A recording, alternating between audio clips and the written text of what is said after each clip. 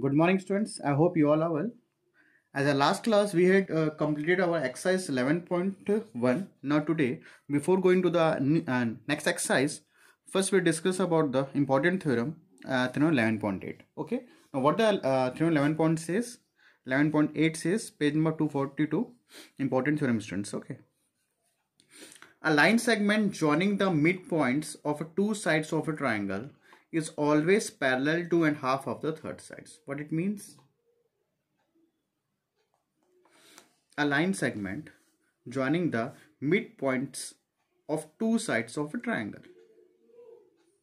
Okay, what means if any triangle, कोई triangle है ABC, two sides, a line segment joining the midpoints of two sides of a triangle. बोलता है कि कोई triangle है, if there is any triangle, any two sides, we have to join this one. Suppose we have to join D and DE, and D and E is the midpoint of, suppose we have to join here, and what says a line segment joining the midpoints of two sides of a triangle. कोई triangle है इसके any two sides we are taking here. So D is the midpoint of AB and E is the midpoint of AC. Okay, यहाँ तक हो गया. Is means यहाँ से यहाँ तक क्या हो गया आपका given हो गया. After that is always is always parallel to and half of the third sides. Parallel to and half of the third side. Third side means ये तो टू साइड्स हो गया. थर्ड साइड्स कौन सा होगा? ठीक है, this is A B and S is two sides and third side is what? B C. So when in triangle A B C any two sides and D and E is the midpoint of these two sides. So what? This DE parallel to BC and DE is a half of BC. Okay, so in triangle ABC, D and E are the midpoints of AB and AC respectively. AD equals to DB and midpoint means what, students? Midpoint means equally parts में divide कर रहा है उसको. ठीक है ना. जो D है midpoint है, मतलब AD equals to DB and E is a midpoint means AE equals to EC. यहाँ तक क्लियर है? ठीक है. अगर ऐसा होता है तो क्या होगा? DE sorry that BC. Okay, so what we have to prove. इससे क्या होगा? If two sides, two midpoints of any two sides of triangle, so ये जो थर्ड साइड होगा BC, this is what? This is two sides, this is what? Third sides. ठीक है ना. तो DE पैरेलल टू BC क्या होगा? BC, और we have to say that DE parallel to BC, और we have to say BC parallel to DE. और क्या होगा? DE is a half of BC. जो ये DE होगा वो किसके हाफ होगा? BC के हाफ होगा. ये बोलना चाह रहा है. ठीक, क्लियर है? तो ये प्रूव हो गया. BC parallel to D we have to prove and DE is a half of BC. ये अपने को प्रूव करना है. Okay, so we have to make construct here something, students. So this construction will help to prove that one. Okay,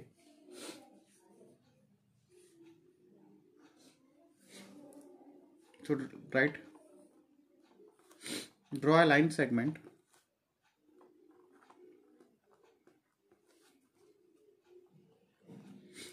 DF by joining midpoints D and E such that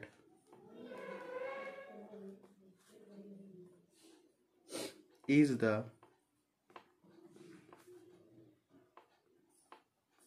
midpoint of DF. Okay, so we have to make construct here. What we have to make construct here? Draw a line segment DF. एक construct कर लेते हैं.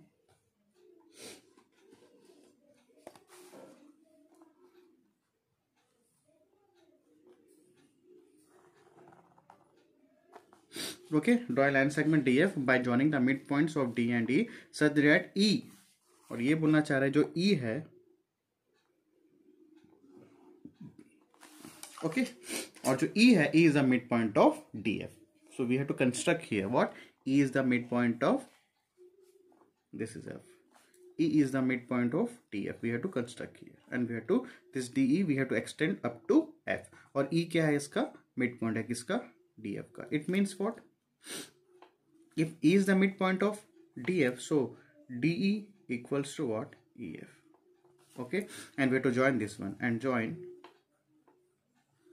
F to C. Okay, so this part is what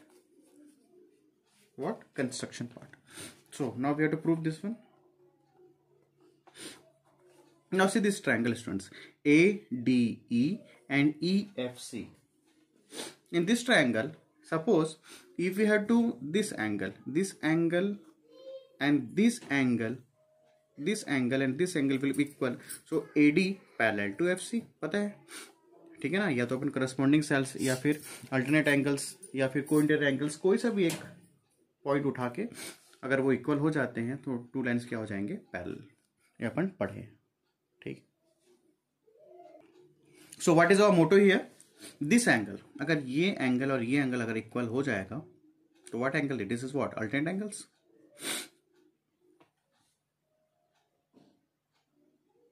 ठीक है ना. अगर ये angle अगर एंगल इक्वल हो जाएगा तो ये और ये लाइन क्या हो जाएगा स्टूडेंट्स पैरेलल हो जाएगा. ठीक है ना.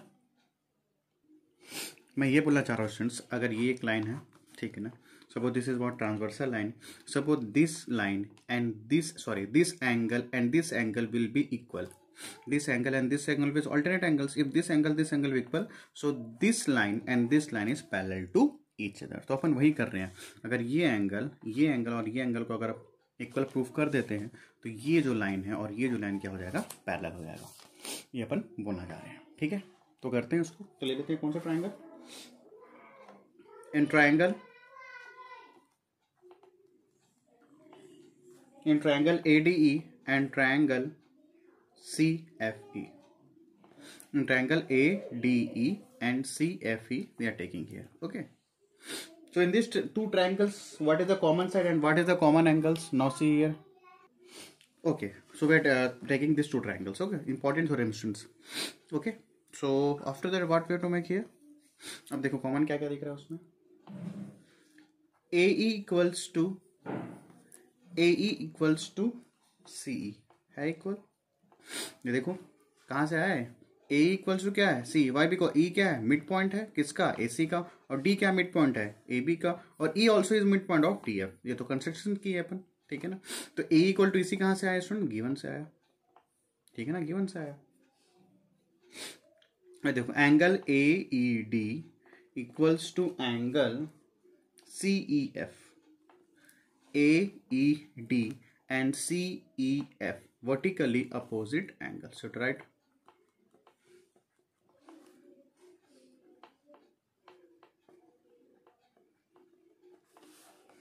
vertically opposite angle. ठीक है, तो क्या होगा. और एक और चाहिए अपने को. अब यहाँ पे देखो DE, ये ट्रायंगल का DE और EF, इस ट्रायंगल का ये EF. DE इक्वल्स टू क्या है स्टूडेंट्स? EF है. वाई बिकॉज कहाँ से किए थे? By construction. So you have to write by construction. Okay, so which congruency we have used? So by SAS congruency. Okay, so by using here SAS congruency, if side angle side, if congruency, so triangle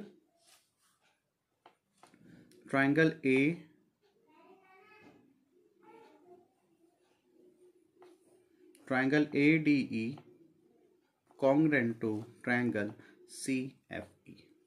If these two triangles are congruent, so the corresponding sides are equal and the corresponding angles are also equal by CP CT. ठीक है ना. तो जब ये दो triangle congruent proof हो गए तो ये एंगल क्या हो गए? ऑब्वियस सी बात इक्वल हो जाएंगे. So you have to write here. So AD equals to, ठीक है ना, ये भी किसके इक्वल हो जाएगा? इसके इक्वल हो जाएगा. AD equals to CF and angle ADE equals to angle CFE. क्या लिख देंगे अपन यहाँ पे बाजू पे? By CP CT. Okay, corresponding parts of congruent triangle. यहाँ तक क्लियर हो गया? ठीक है, नाउ ये लिख लेते हैं, इसको कवर कर लेते हैं। नाउ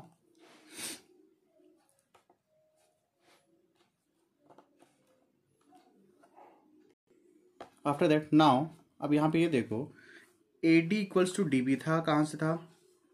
गिवन से था। और अपने आप ही क्या देखें यहाँ पे, and A D equals to C F. ठीक है ना, ये कहाँ से आया? अभी तो बाई सिंप्लिसिटी की है अपन। तो यहाँ पे देखो ए डी इक्वल्स टू क्या है? डी बी, और यहाँ पे क्या? A D equals to C F है। यहाँ पे भी ए डी और यहाँ पे भी A D. If L H S is equal so R H S is also equal. तो क्या लिख दोगे? D B equals to C F. This is what equation number 1। Clear है? ठीक है यहाँ तक? So you write here, so as we know angle ADE equals to angle CFE। अब स्टूडेंट्स ये देखो, अब तो प्रूफ किया है AD किसके इक्वल है? CFE के इक्वल है। और ये जो DB है, ये जो DB किसके पैरेलल है? CF के पैरेलल है कि नहीं है? ठीक है ना, ये एंगल इक्वल है, और ये जो है DB किसके इक्वल है? CF के। AD इक्वल टू आप तो निकाले, DB इक्वल टू क्या? DB equals to CF। So as we know, what we know, अगर ये एंगल इक्वल है तो ये जो लाइन है, मतलब ये जो लाइन है, ठीक है ना, ये या फिर ये बोलो, या फिर ये लाइन और ये लाइन क्या है? दूसरे के पैरेलल है। ठीक है ना, सो A D C F A, ठीक है, ये एंगल लेंगे इसको, तो क्या होगा? तो इक्वल, ठीक है ना, ये क्या अल्टरनेट एंगल्स है? अगर ये अल्टरनेट एंगल्स इक्वल हैं तो देयरफॉर क्या हो जाएगा? ए डी पैरेलल टू क्या हो जाएगा? C F. दिख नहीं रहा क्या? चलो ठीक है ना, तो ए डी पैरेलल टू क्या हो जाएगा? सी एफ हो जाएगा। ठीक है ना भाई, ये देखो ना, अगर ये एंगल और ये एंगल अगर इक्वल है तो ये इसके क्या हो जाएगा? पैरेलल हो जाएगा। ठीक है ना, ये एंगल इक्वल है तो ये किसके पैरेलल हो जाएगा। ठीक है, और यहाँ पे देखो A D parallel to C F, ठीक है, और सी एफ के कौन इक्वल है? डी बी के।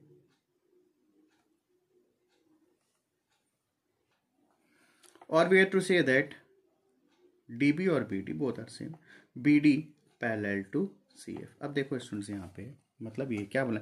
AD पैरेलल टू CF है। ठीक है, अब यहाँ पे देखो, अगर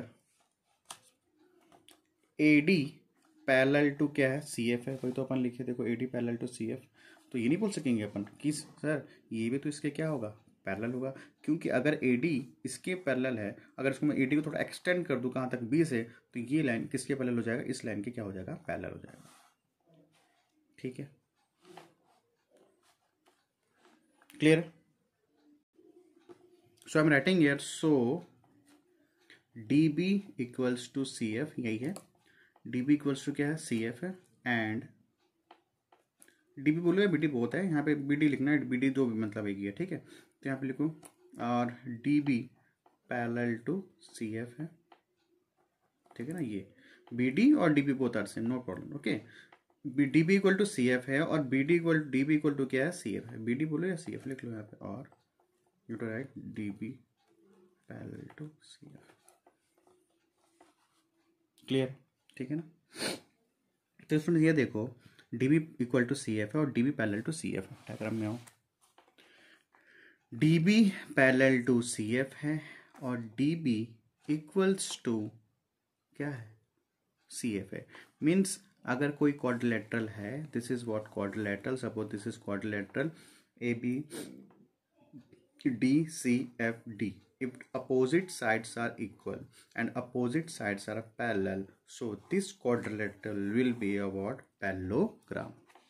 We had already discussed as a previous theorem. So you write here students, यहाँ पे लिख लेना। तो क्या लिखो? So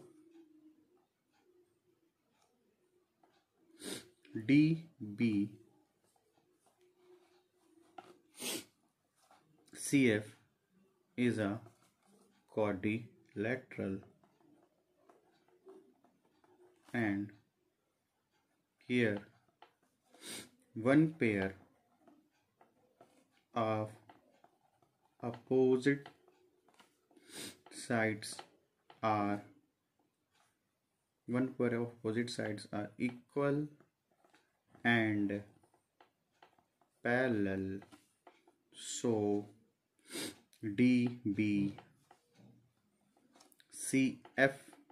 is a parallelogram. ठीक है ना, वो क्या हो जाएगा, पैरेललोग्राम। ठीक है ना, इसके अपोजिट साइड्स इक्वल। तो देखो यहाँ तो है DB equal to CF and DB parallel to CF, तो DB equal to CF and DB parallel to CF, so this whole quadrilateral is what parallelogram. ठीक है, तो अब ये पैरेललोग्राम हो गया है स्टूडेंट्स, तो ये इसके इक्वल है और ये इसके पैरेलल है। अब ये पैरेललोग्राम हो गया, तो DF इक्वल टू क्या हो जाएगा, BC, और DF equal to BC and DF parallel to BC। Why? Because if in a parallelogram opposite sides are equal and opposite sides are parallel. यहाँ तक क्लियर हो गया। सो ये तो अपना हो गया, ये तो हो गया। देखो ना, अब ये DBCF क्या हो गया, पैरेललोग्राम हो गया। तो ये तो प्रूफ करना था, क्या प्रूफ करना था, BC parallel to D। So यहाँ लिख लो, ठीक ना। सो यू राइट, सो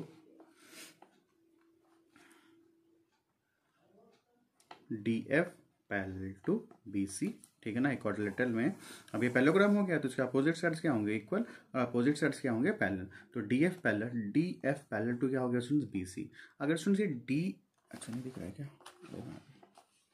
अगर ये जो DF पैरेलल टू BC हो गया, ठीक है ना, अगर ये DF पैरेलल टू BC हो गया, इसका मतलब क्या हुआ, DEB तो किसके पैरेलल होगा, BC, क्योंकि ये तो DF का ही लाइन है, किसका है, DE का लाइन है। So if DF parallel to BC, तो confirm DEE is also parallel to BC। So write DE parallel to BC। ये अपने को पहला प्रूफ करना था। देखो ये प्रूफ करना था, देखो यहाँ पे BC पैरेलल टू DC, और you have to say that और BC parallel to D। So यह first proved is over. Okay, now we have to discuss about this। ये हो गया, पैरेलल प्रूफ हो गया। अपने को क्या डिस्कस करना है, D parallel to D equal to half of BC। First proof is over. Now see the next proof, this proof. Okay, very important theorem students. Okay, now see next. Now we are proof here, we are proof करने जाने वाले अपन D equal to half of BC, we have to proof here. ठीक है ना, तो यहाँ पे क्या है, D equal to half of BC, we have to proof. ये अपने को प्रूफ करना है। सेकंड, फर्स्ट वाला प्रूफ हो गया। सो एज वी नो, अभी अपन प्रूफ किया, क्या प्रूफ किए हैं, DBCF। ये जो DBCF क्या है स्टूडेंट्स, पैरेललोग्राम है। If this is parallelogram, it means what, opposite sides are equal and opposite sides are equal and opposite sides are parallel. So what, सो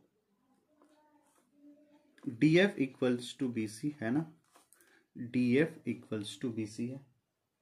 ठीक है ना, DF इक्वल टू क्या है, BC है, पता है। तो ये भी तो पता है अपने को क्या है, E क्या है, मिड पॉइंट है।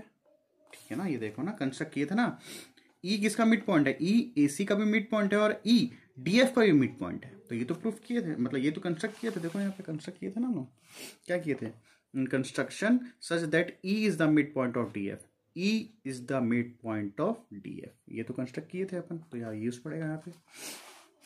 सो शैल वी राइट, DF को मैं लिख सकता हूँ क्या, DE, this is E ना, this is E and this is F, DE plus EF equals to BC. So as we know, what we know, shall we write DE plus DE equals to BC। Sir बोले sir ये कैसे लिख लिया, तो अपने को तो पता है सुन क्या है, E क्या है, E is the mid point of, E किसका मिड पॉइंट है, DF के। ठीक है ना, जब E इसका DF के मिड पॉइंट है, इट मीन्स क्या हुआ, DE इक्वल्स टू क्या हुआ, EF हो गया। ठीक है, ये तो अपन पहले लिख चुके हैं कंस्ट्रक्शन में। तो D इक्वल टू क्या है, EF। अब यहाँ पे मैंने यह लिखा है, अब D का D, EF के जगह मैं क्या लिख सकता हूँ, D लिख सकता हूँ। ठीक है, EF के जगह मैंने क्या लिखा, D लिखा, ये ब्रैकेट में आएगा। ठीक है, यहाँ से लेकर यहाँ तक ब्रैकेट में, D का D हो गया, और EF के जगह मैंने क्या लिख दिया, T। वाई? बिकॉज EF के इक्वल कौन है, D है। ठीक है, तो D प्लस D क्या हो जाएगा, 2D equals to BC। So DE equals to what students, BC upon 2। और we have to say that D equals to half of B C. Clear है? यहाँ पे आपका ये सेकंड भी क्या हो गया, प्रूव हो गया। क्लियर है? And student this theorem, this statement, ठीक है ना, दिस स्टेटमेंट और we have to say that, इसी को अपन बोलते हैं mid point theorem. What we called here mid point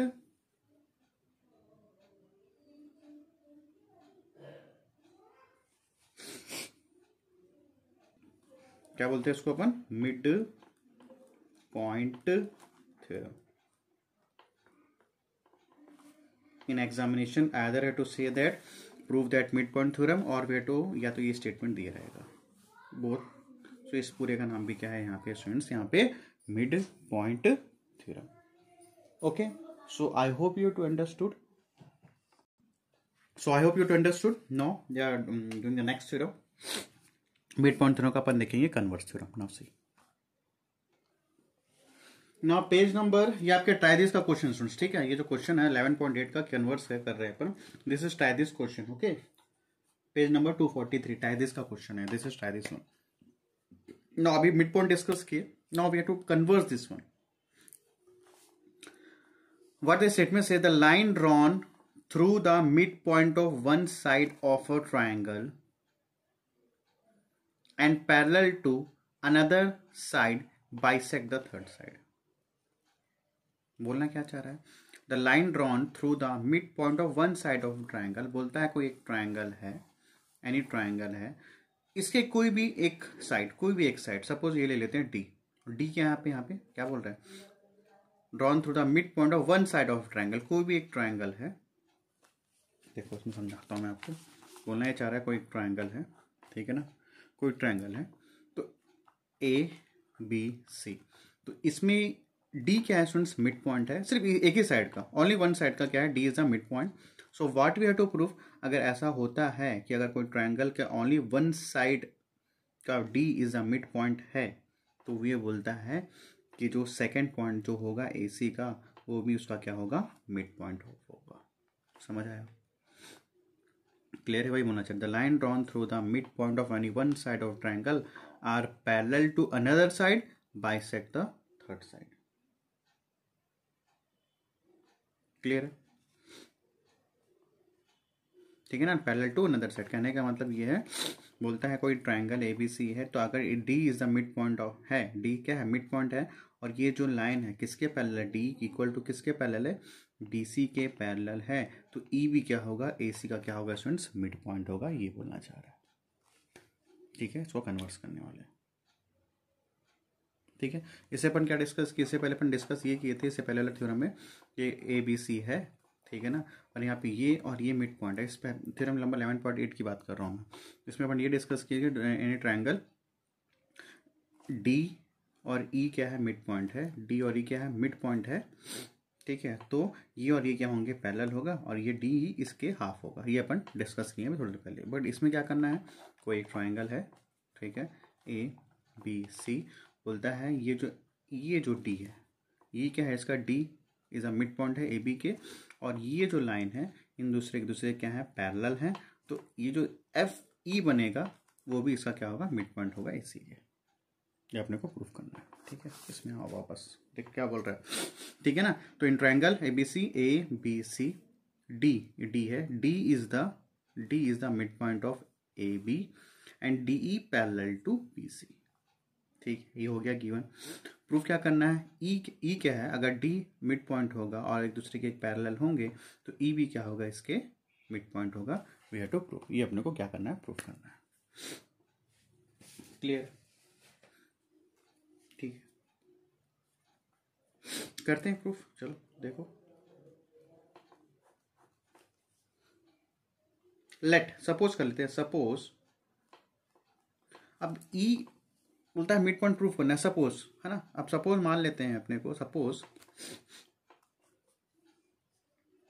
यहाँ पे कर लेते हैं ई डैश, सपोज यहाँ के कंस्ट्रक्ट कर लेते हैं, सपोज मान लेते हैं, अभी मान लेते हैं ये इसका ई इज मिड पॉइंट नहीं है, ठीक है ना। मान लेते हैं कि suppose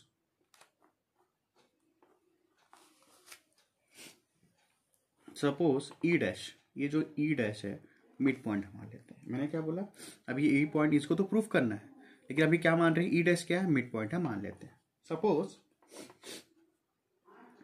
E dash is the mid point of AC, ठीक है। ई dash is the mid point of AC, समझ आ रहा है मैं क्या बोल रहा हूँ। ई को प्रूफ करना है, E is the mid point of AC proof करना है, लेकिन अभी हम क्या मान रहे हैं, सपोज मान लेते हैं ई डैश क्या है, मिड पॉइंट है। सपोज मान लेते हैं E dash is the mid point of AC, suppose करके अपन मान लिए, ठीक है। सो इन ट्राइंगल ABC,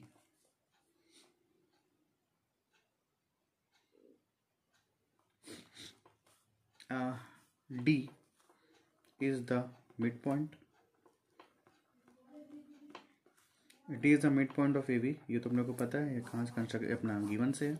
और अभी अपन क्या किए, सपोज करके क्या किए, E dash is the midpoint of AC,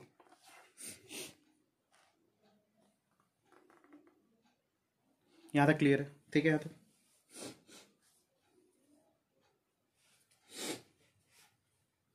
अब ये बताओ, सपोज मान लेते हैं E इसका मिड पॉइंट है और D इसका मिड पॉइंट है, तो अपन अभी पहले क्या डिस्कस किया मिड पॉइंट थ्योरम में, अगर ये इसका मिड पॉइंट है और ये अगर इसका मिड पॉइंट है तो ये दोनों एक दूसरे से क्या हो जाएंगे, पैरेलल हो जाएंगे। ये तो डिस्कस किया है, ठीक है। DE dash parallel to BC, ये तो है ना, ये कहाँ से क्या है, भाई मिड पॉइंट थ्योरम लिख सकते हैं अपन, मिड पॉइंट थ्योरम, ठीक है। But DE parallel to BC, ठीक है ना, आपने डिस्कस किया ना, अगर कोई ट्रायंगल है, any two sides of D is a mid point, E dash is a mid point, so this line and this line is parallel, ठीक है। लेकिन ये भी तो पता है, क्या पता है, but DE parallel to BC है, DE पैरेलल टू BC है। तो स्टूडेंट्स ये तो पॉसिबल ही नहीं ना स्टूडेंट्स, क्यों पॉसिबल नहीं है, मैं ये बोल रहा हूँ कि ये जो DE, जो पहले से अपन बोल चुके हैं कि जो DE है पैरेलल है BC के, और अपन ये सपोज करके माने हैं कि ई डैश क्या है, ई डैश क्या है, इसके पैरेलल है, तो वेदर इट इज पॉसिबल, क्या ये पॉसिबल है, तो लिख लो mid point theorem.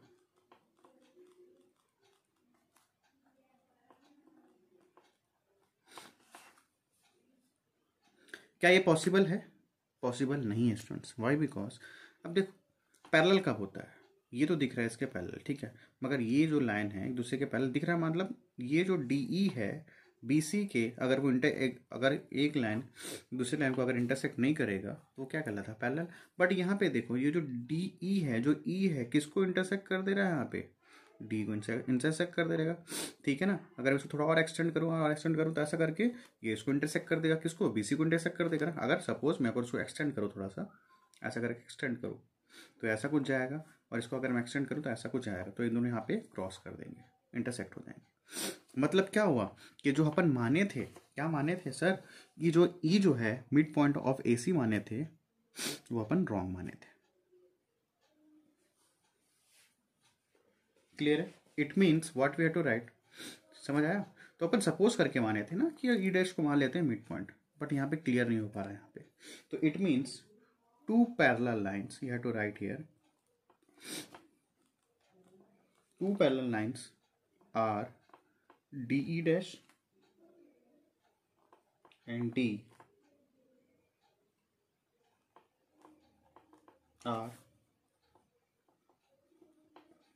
parallel to BC, clear है, parallel to BC, but लिखेंगे but this is इम्पॉसिबल, ये तो इम्पॉसिबल ही नहीं है, but this is impossible due to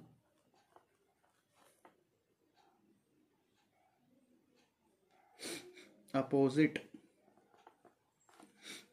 parallel acquired.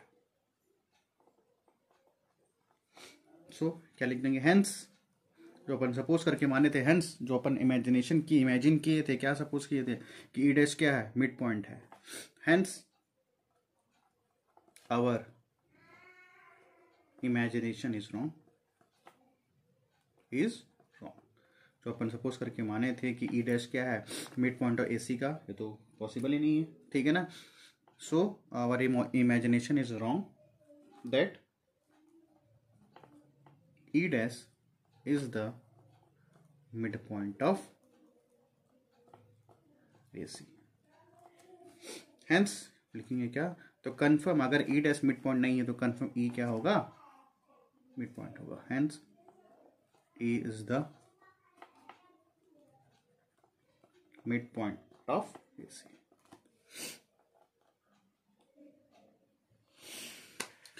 ठीक है, क्लियर है स्टूडेंट्स।